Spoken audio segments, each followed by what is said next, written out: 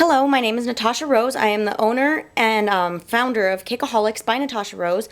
And as many of you might know, I have an upcoming cake that is going to be an edible tiara and an edible high heel with diamonds on it. And I sat back and realized I had absolutely no idea on how to really make those edible diamonds. As you can see by this pic, I have this tiara right here. And right here, there's going to be glittery diamonds on the shoe part. And so I sat back and thought about it for a while, and I realized how I could make it, so I gave it a try, and I ended up coming up with these little gems that are sugar gems, and this is how I did it.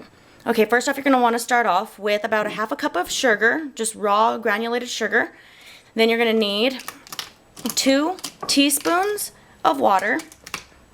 Then you're going to want to use a food dye. I use Wilton's gel food coloring, and I just use a knife to apply it, and then you're going to need the water.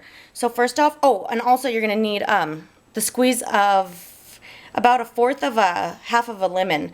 So what you're going to do is you're going to squeeze that lemon, make sure that you don't get any of the seeds in there. So you're going to squeeze that lemon juice in there. The lemon juice prevents the sugar from crystallizing so that it's easier to work with and mold. Oh, one of the other things I forgot that you're going to need is this Wilton Gem Molding Pan.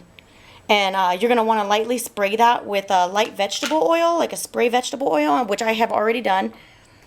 And then you're going to want to add the 2 teaspoons of water to the mix as well. So about 1,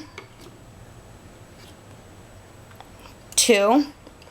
Okay, and then what you're going to want to do is you're going to want to take that mixture over to a medium saucepan, and you are going to just pour all of that mixture into this medium saucepan on about a medium heat, and it's going to take a few minutes for it to fully melt. And you're going to want to just keep an eye on it and stir it with a metal spoon. And I did this one with a blue food coloring.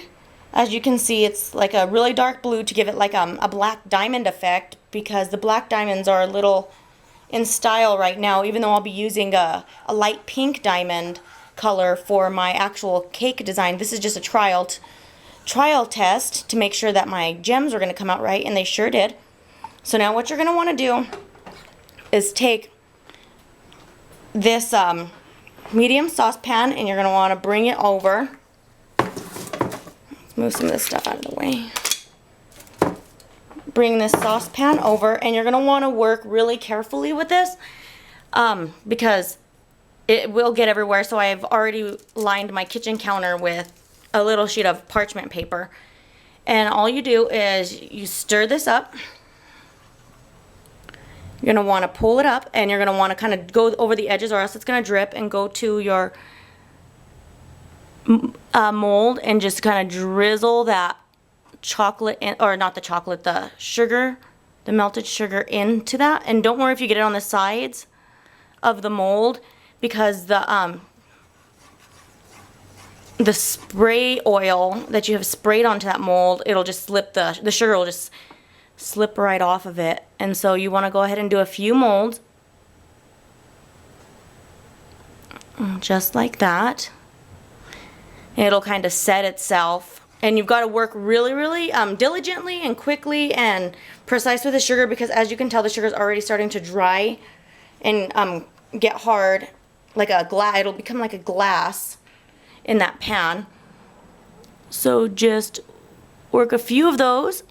All right, and you're gonna let it set, and I would let that set for about 5 minutes until it's really cool and it starts to firm up. And then all you gotta do is toss that around and pop those gems right on out of that mold. And what I like to do is I like to use a pearl dust that you can also find at Wilton, and with a little paintbrush kind of go on and dab that pearl dust on in like a silver or a white or a pink. It really just depends on your personal preference. Right on over that sugar, and then it'll give it kind of like a sparkle 3-dimension effect. And then you can just go ahead and plop those jewels right onto your cake. And I'm going to be using many of these jewels to work with the edible tiara that I'm going to make out of gum paste, but that's a later video. So I hope you find this very helpful. It's really helped me on creating an actual glass looking gem rather than the traditional gem that cake decorators are used to working with. This is a gum paste gem, and I kind of lightly dusted it with pearl dust.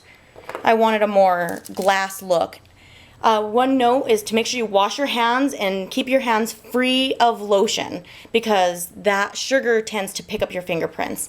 So go out there and give it a try, and good luck on your sugar jam making.